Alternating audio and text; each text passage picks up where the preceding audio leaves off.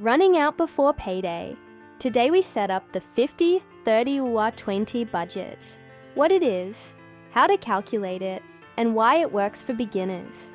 3 moves. Find your take-home, set your limits, and auto-save 20%. Imagine walking into a store today with $100 and buying 10 items.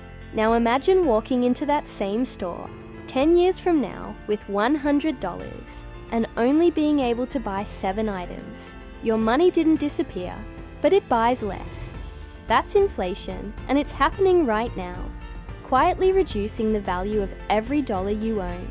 So what exactly is inflation? How is it measured? And what does it mean for your money?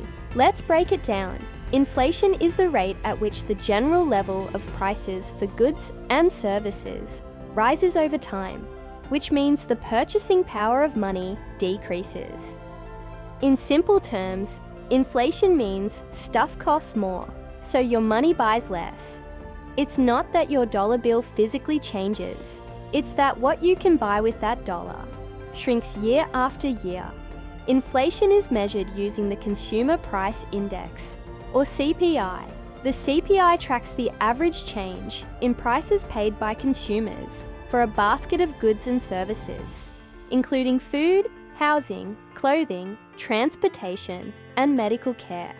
The Bureau of Labor Statistics collects price data on thousands of items every month and calculates the percentage change from one period to the next.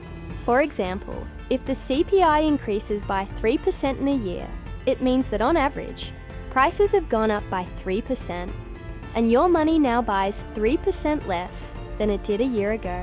The Federal Reserve, which is the central bank of the United States, targets an inflation rate of about 2% per year.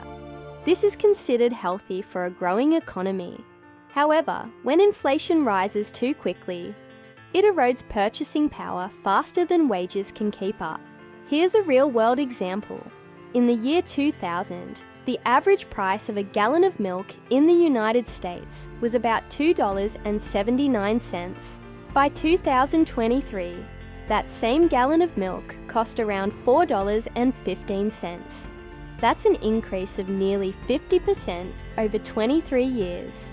If someone had kept $100 in cash under their mattress in 2000, that money would still be $100 in 2023, but it would only buy about 2/3 of what it could have bought back in 2000.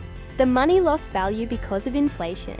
The danger of not understanding inflation is that people assume saving money in a regular savings account is enough.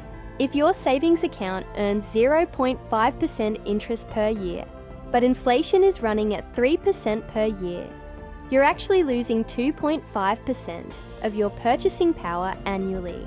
Your account balance might grow slightly, but the value of that money is shrinking.